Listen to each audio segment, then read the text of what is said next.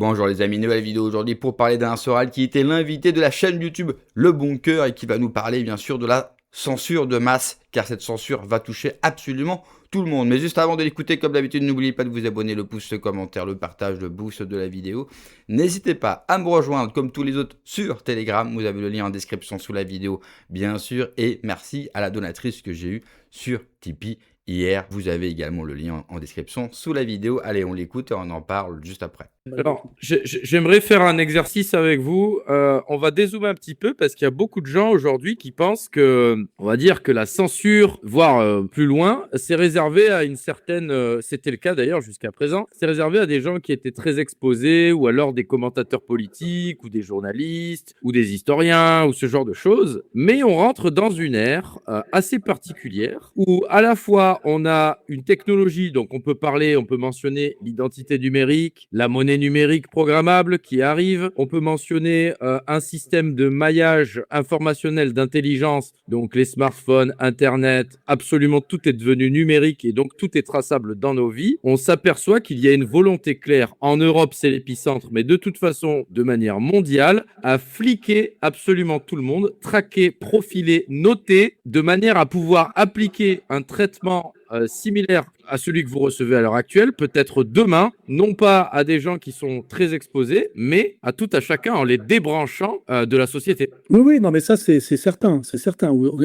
La France la France et même le monde est un monde policier qui impose une dictature au nom de la défense de la démocratie, au nom de la protection des minorités. C'est-à-dire que tout est inversé. C'est très orwellien, c'est très bien fait. Et c'est un système de surveillance de masse implacable où des gens très très vite peuvent se retrouver avec une descente de police chez eux parce qu'ils ont créé un groupe de 3-4 guignols sur Facebook et qui s'amusent à vanner. On a vu là qu'ils ont quand même trouvé le moyen en France de mettre des forces de police pour arrêter 45 masculinistes qui s'amusaient à faire des vannes sur les gonzesses sur un fil Telegram ou YouTube. Donc évidemment qu'il y a des types comme moi qui sont en première ligne, mais on est dans un système de surveillance de masse, de police de la pensée extrêmement pénétrante, parce qu'en fait, au début, on s'est dit c'est génial Facebook, on peut draguer des meufs, on peut mettre ses photos de vacances, etc. Mais en fait, on sait très bien que c'était un système de big data, de surveillance, d'ailleurs d'appropriation, puisque tout est à eux, hein, faut pas oublier. Et moi, quand ils m'ont fait sauter mon Facebook, ils m'ont piqué tout ce qu'il y avait dedans, hein. Et que c'est le monde vers lequel on va, ce monde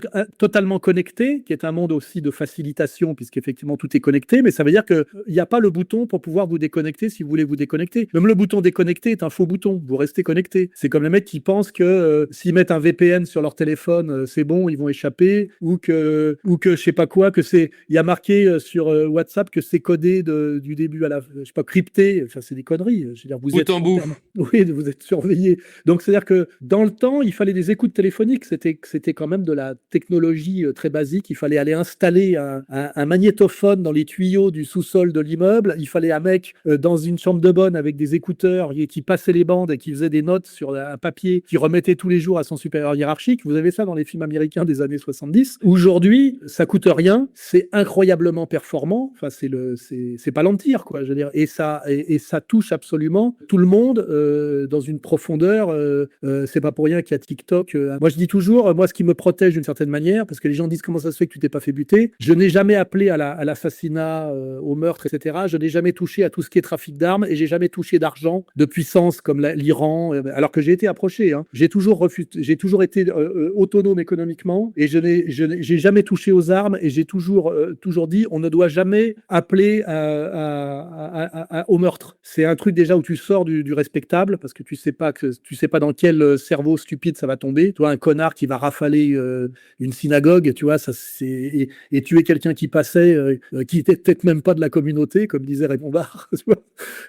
Jamais je suis tombé dans ce genre de truc. J'ai quand même toujours resté dans le débat d'idées avec de la provocation. Et d'ailleurs, malgré tout, ils ont réussi à me faire condamner pour atteinte aux intérêts fondamentaux de la nation. J'ai pris 2 ans en faisant croire que j'appelais à l'insurrection armée parce que je disais, pour me moquer de Chouard, quand on veut faire la révolution, il vaut parfois mieux un M16 qu'un crayon et un papier. C'était une plaisanterie. Et ce que je remarque, c'est que moi, j'étais condamné à 2 ans pour atteinte aux intérêts fondamentaux de la nation en disant que j'appelais à l'insurrection armée, alors que le petit Branco qui a écrit un livre qui s'appelle Insurrection, avec une guillotine dessus et qui passe son temps à dire qu'il veut faire la révolution, il ne lui arrive jamais rien. rien sur le plan justement des poursuites. Et c'est là qu'on voit que quand tu les emmerdes, ils décident que tu les emmerdes parce que tu as une certaine efficacité. C'est ça qui compte. Hein. Quand les gens qui me disent moi je m'en sors mieux que vous parce que j'ai pas d'ennui, je dis ouais, vous en sortez mieux que moi, vous n'avez pas d'ennui parce que vous touchez 2000 personnes. Et moi j'en touche des millions en réalité. C'est tout ce qui fait la différence. Et moi à un moment donné, j'avais un avocat qui me défendait d'ailleurs gratuitement. Il m'a dit Alain, à partir de maintenant, tu es trop connu, tu seras systématiquement condamné, quoique. Et je arrêté de te défendre parce que c'est la dernière fois où j'ai pu gagner, tu vois. Et maintenant, tu as atteint une échelle parce que Dieudonné, Le Pen, les banlieues, Forisson, enfin c'est simple, hein, le bilan c'est simple, tu additionnes tout ça. Et il dit maintenant, de toute façon, tu seras systématiquement massacré parce que tu as accumulé, tu as empilé les caisses pour monter, pour monter à une certaine altitude. Et ces caisses, c'est simple, c'est Le Pen, Dieudonné, Forisson, les banlieues, l'Iran, la Corée du Nord, enfin le Hezbollah, pati pata. Et là, ça veut dire qu'à un moment donné, tu es irrécupérable. C'est-à-dire qu'aucun juge, même un juge de la Cour de cassation à la veille de la retraite, ne peut pas te donner raison, même si tu as raison de façon évidente, logique, comme c'est très souvent. Tu vois. Il y a un point très important, c'est qu'aujourd'hui, si on peut parler avec vous par le truchement d'Internet, et d'ailleurs c'était aussi le cas de Julian Assange, si vous avez pu effectuer un arbitrage et vous réfugier quelque part, c'est d'ailleurs exactement la même stratégie qu'adopte ceux dont vous parliez dans la revue d'actu, dont on mettra le lien en haut à droite pour les entrepreneurs qui veulent pas se faire étouffer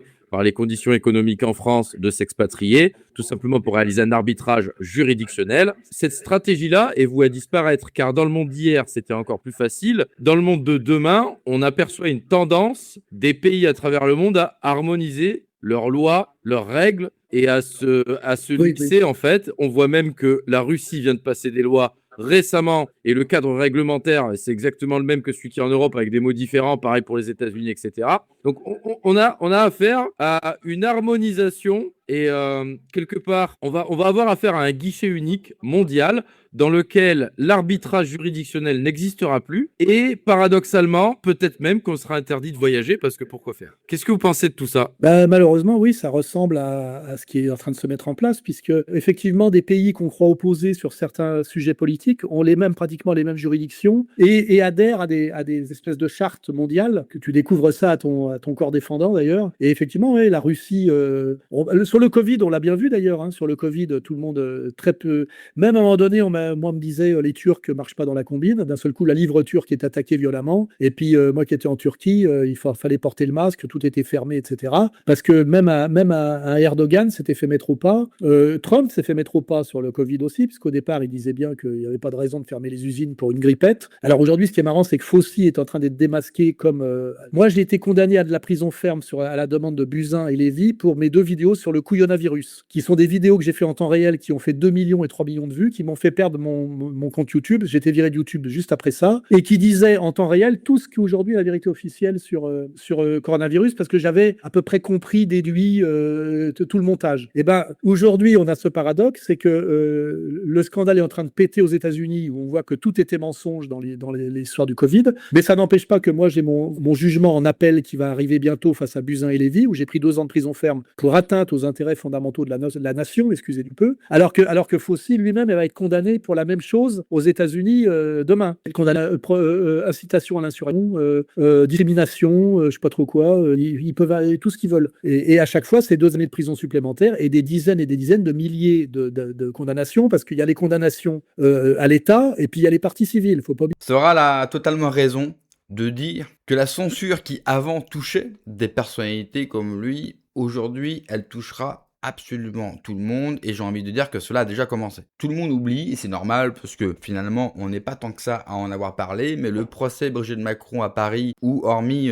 Zoé Sagan, qui était la personne la plus médiatique, le reste des accusés, par Brigitte Macron, étaient des anonymes. Donc ça a déjà commencé. Toutes les lois de censure ou de volonté de contrôle d'Internet, et aussi bien la loi d'interdiction des réseaux aux moins de 15 ans, donc ce qui oblige tous les autres à montrer leur carte d'identité, ce n'est pas pour avoir une mainmise sur Internet, parce que je pense qu'aujourd'hui cela est impossible, et que l'État français n'en a pas les compétences. Il suffit de voir la fuite des données des Français. Là, on a eu la fuite de l'Éducation nationale et des impôts et de l'URSSAF. Donc, l'État français n'est pas capable de gérer Internet. On n'a pas ni les hommes, ni la technologie pour le faire. Par contre, c'est un outil de peur et de répression. Ils ne veulent pas seulement avoir un accès à ce que l'on fait, mais ils veulent pouvoir nous sanctionner. Ils ne vont pas sanctionner tout le monde. Ils n'en ont pas besoin. Ils ont besoin, comme d'habitude, de faire des exemples. Un pouvoir autoritaire, une dictature comme la nôtre, parce que nous ne vivons plus en démocratie, c'est le Conseil d'État, c'est le Conseil constitutionnel qui décide finalement des lois, eh bien, ils ont besoin de faire des exemples. Les exemples suffiront à faire peur aux autres. Regardez ce que subit Soral. Alors, nous, on est au courant, donc ce que subit Soral et ce qui est inadmissible, peu importe qu'on soit d'accord avec lui ou pas, il a le droit de dire ce qu'il dit. Il faut qu'il y ait du débat. Quand il n'y a plus de débat, une société, elle vire à la guerre civile, à l'affrontement. Et aujourd'hui, la nuance a disparu. Soit on est pour, soit on est contre, soit on est dans un camp, soit on est dans l'autre.